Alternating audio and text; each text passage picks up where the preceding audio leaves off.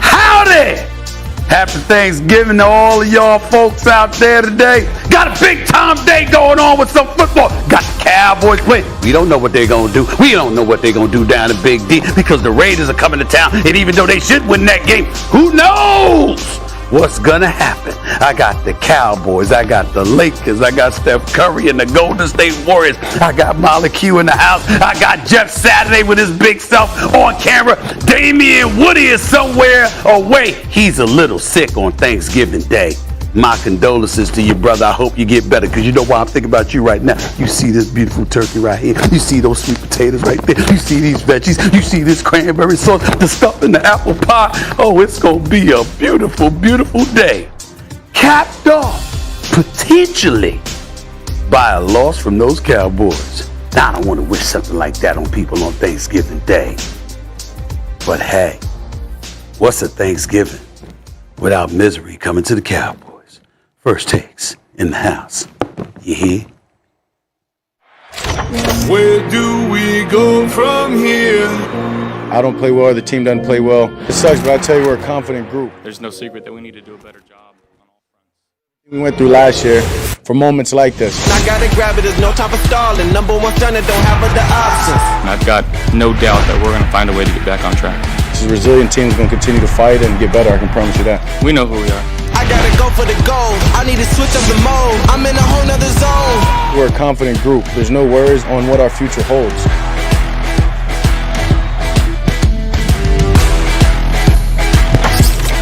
It is my favorite holiday. Good morning, everybody. Welcome into First Take. Thank you so much for being with us, and happy Thanksgiving to you and yours. Wishing you a blessed day. Lots of food, football, family, friends, all that good stuff. Hello, Stephen A. Smith. Well, first of all, I know you love your family, but I also know you love that food. So good luck with that. Never Number skip one. meals. Number two, Jeff Saturday, I know you lost a few pounds in your day, but I know you're going to grub today. Number three, we all know that I'm Mr. GQ. Yeah. The exception is today. The reason why I got on this hoodie with the blazer is because the plan, Jeff Saturday, is to immediately depart from First Take and head over to the family to grub. I ain't gonna wear some nice outfit when I know I'm gonna be grubbing. You need something loose so you can let the stomach expand. You know, Jeff, I'm not even gonna give him a hard time because he was here late last night with the NBA and you showed up today. Doing our thing. Mr. No Days Off, so we appreciate it. And Jeff, absolutely, always good to have you with us. Fellas, let's get right into it. Today's Thanksgiving Day NFL slate kicks off with the Bears and Lions in Detroit with Andy Dalton starting in place of an injured Justin Fields. These two squads have the two longest active winless streaks in the league. The Bills and Saints will take the field in primetime with Buffalo looking to rebound after getting run over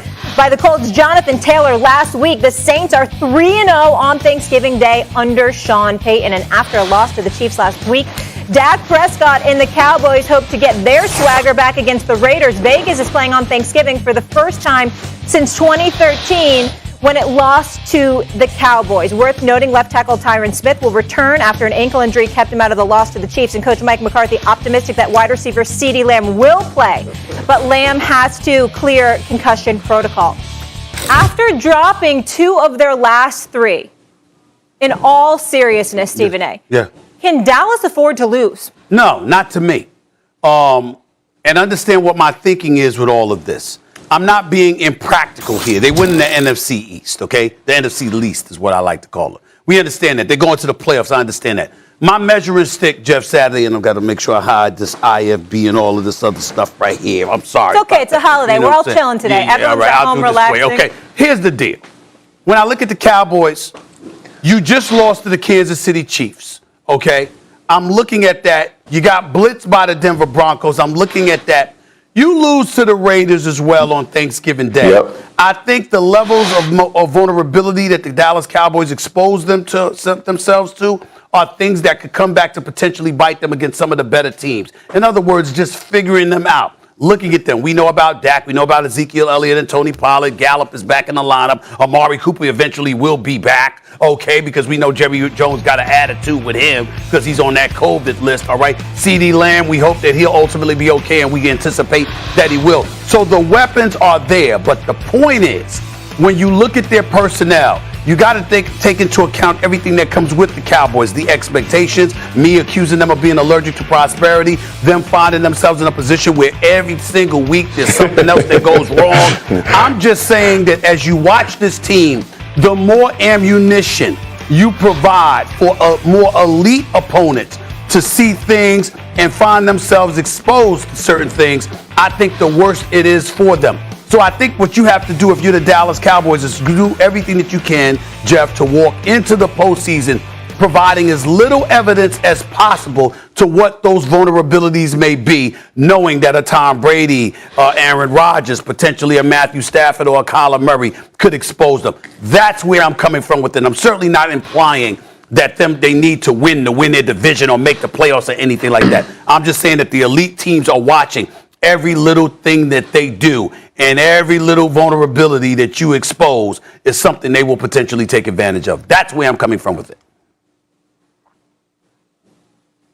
Yeah, you're 100% right. You know, this is a get-right game for the Dallas Cowboys, and I don't mean that because of the opponent. I mean that for their offensive coordinator, Kellen Moore. Like, they have gotten away from what they do exceptionally well and what makes them a tough out. When they had their 6-game winning streak, Stephen A, they led the league with 167 yards per game rushing the football.